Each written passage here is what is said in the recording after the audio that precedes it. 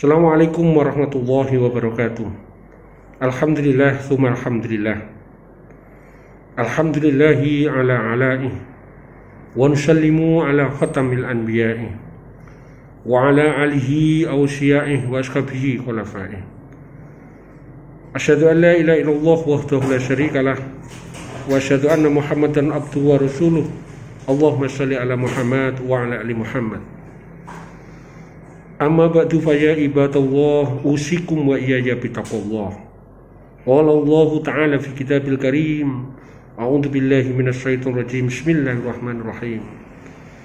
Alladzina yu'minuna bil ghaibi wa yuqimunas sholata wa mimma razaqnahum yunfiqun. Al-ayah amma ba'du. Kaum muslimin dan muslimat yang dirahmati Allah, marilah kita sama-sama bersyukur kepada Allah Subhanahu wa taala.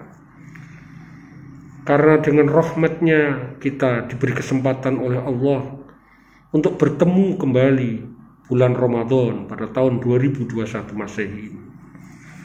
Rasa syukur itu perlu terus-menerus kita panjatkan kaum muslimin yang berbahagia. Karena dengan ketemunya bulan Ramadan kita punya banyak kesempatan untuk melakukan tarbiyah. Dan rasa syukur juga perlu selalu kita janjikan dalam hati kita. Dengan diberi kesempatan bulan Ramadan ini, kita akan bersumpah kepada Allah Subhanahu wa taala untuk meningkatkan cara berpuasa kita agar supaya lebih mendekati dengan tujuan takwa itu sendiri, tujuan puasa itu, yaitu bertakwa pada Allah Subhanahu wa taala. Kita tahu tujuan puasa sebagaimana yang diharapkan oleh Allah adalah terbentuknya sikap dan mental takwa. La'allakum tattaqun. Salah satu ciri orang yang bertakwa itu di dalam surat Al-Baqarah disebutkan alladzina yu'minuna bil ghaibi wa yuqimunas sholata wa mimma razaqnahum yunfiqun. Salah satu ciri orang yang bertakwa itu apabila orang itu adalah mempercayai pada hal yang gaib. Mempercayai pada hal yang gaib di dalam arkanul iman kaum muslimin yang dirahmati Allah. Semuanya itu tidak boleh dirasionalkan. Semuanya itu tidak perlu dan tidak harus dirasionalkan. Dan akal yang selama ini diagung-agungkan tidak memiliki kemampuan untuk menembus kekuasaan Allah Subhanahu wa taala. Maka ketika yu'minuna bil ghaibi, kita harus meyakini sesuatu itu ada dan pasti ada. Itulah saudara-saudara kaum muslimin. Ini tidak gampang. Maka inti daripada orang yang yu'minuna bil ghaibi itu harus ada kesadaran dalam dirinya itu bahwa Allah Subhanahu wa taala itu akan selalu tahu dan hadir di mana saja kita berada.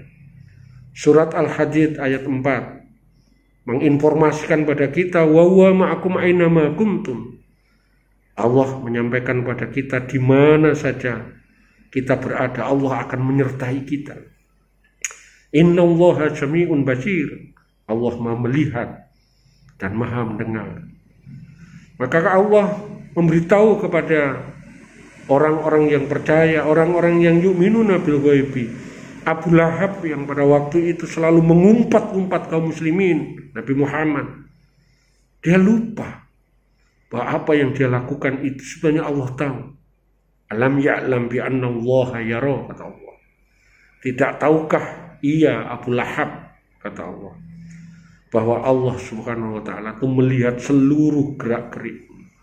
Inilah sebetulnya inti daripada yu'minuna bil ghaibi, dan itu diajarkan di dalam puasa ini.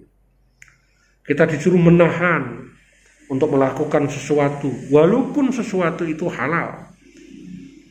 Dalam hidup ini perlu puasa, perlu ada kesabaran untuk menahan, untuk selalu tunduk dan patuh sebagaimana yang diinginkan oleh Allah. Itu sebetulnya inti daripada yu'minuna bil ghaib.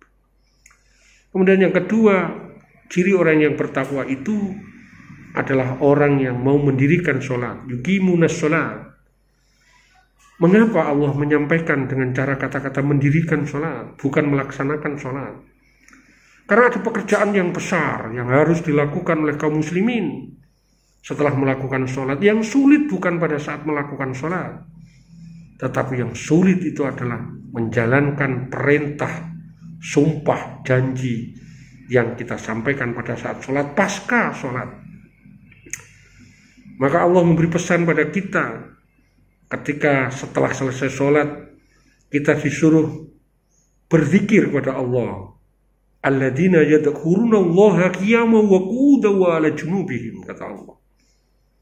Kita disuruh ingat pada Allah baik pada duduk, ingat pada Allah, berdiri ingat pada Allah, berbaring ingat pada Allah. Artinya seluruh aktivitas pasca kehidupan setelah selesai sholat, kita selalu berzikir dan tunduk dan patuh pada Allah Subhanahu wa ta'ala. Maka Allah mengingatkan orang-orang yang pasca sholat tetapi dia lupa terhadap apa yang dia lakukan pada saat selesai sholat. Allah mengingatkan orang-orang yang sholat tetapi setelah sholat dia tambah riya, menyampaikan wailul lil musallin, celaka bagi orang-orang yang sholat. Mengapa? Alladzina hum an sholatihim sahun, alladzina hum yura'una wa yamna'una al-ma'un. Orang itu setelah selesai sholat itu lupa dengan apa yang dia lakukan pasca selesai sholat. Janji sumpah yang diucapkan pada Allah pada saat sholat, dia lupa. Lebih dari itu setelah selesai sholat, orang itu riya. Maka Allah menyampaikan pada kita, wailul lil musallin, celaka bagi orang-orang yang sholat. Maka selama ini banyak orang yang sholat, tetapi sholatnya tidak memiliki kemampuan untuk merubah sikap. Dia hanya menjalankan sholat, dia hanya melakukan sholat, tetapi dia belum mendirikan sholat. Maka perintah Allah di dalam Al-Quran itu adalah aqimis sholat, dirikanlah sholat. Inna sholata tanha anil fahsya'i wal munkar. Inilah kaum muslimin, ciri orang yang bertakwa yang kedua. Kemudian yang ketiga, wa mimma razaqnahum yunfikun. Orang-orang yang beragama ingin meraih sebuah ketakwaan itu harus ada kesadaran dalam dirinya bahwa hasil kerja keras, kemudian kita memiliki harta yang diperoleh dengan cara yang halal. Sadari bahwa harta itu hanya sekedar titipan dan ada sebagian rezeki yang dia miliki itu harus didistribusikan pada orang lain. Kaya dan miskin itu sunatullah di dalam Islam ini. Tetapi yang menjadi persoalan bagaimana orang kaya memiliki kesadaran untuk menghormati, untuk menafkahkan rezekinya pada orang miskin. Dan orang miskin itu adalah juga punya tanggung jawab untuk menghormati orang kaya. Ketika ada hak dan kewajiban itu tidak terpenuhi, maka yang terjadi dalam situasi sosial akan terjadi disintegrasi. Ada jarak yang menganga. Itu semua karena orang kaya tidak mau menafkahkan sebagian rezekinya. Orang miskin juga tidak mau menghormati orang kaya. Maka dalam Islam ada ajaran tentang zakat, ada ajaran tentang infak, ada ajaran tentang sedekah. Bahkan juga ada ajaran tentang wasiat, ada ajaran tentang hibah, dan ada ajaran tentang wakaf. Semuanya itu adalah cara yang diberikan oleh Allah untuk memberi jalan agar supaya orang kaya menghormati orang miskin, mengasihi orang miskin, dan orang miskin juga menghormati orang kaya. Wa mimma razaqnahum yunfikun. Itulah sebabnya saudara-saudara kaum muslimin, kenapa di dalam puasa ini semuanya, baik orang kaya, orang miskin, orang yang penting orang itu beriman, wajib untuk menjalankan puasa, untuk menahan makan. Semuanya diharapkan oleh Allah dengan ada kesadaran tentang kelaparan yang dia miliki selama waktu yang ditentukan oleh Allah, akan muncul yang namanya kedermawanan dan kesejahteraan sosial. Mudah-mudahan kita termasuk orang-orang yang bisa meraih takwa dengan ciri itu setelah kita melakukan ibadah puasa. Assalamualaikum warahmatullahi wabarakatuh.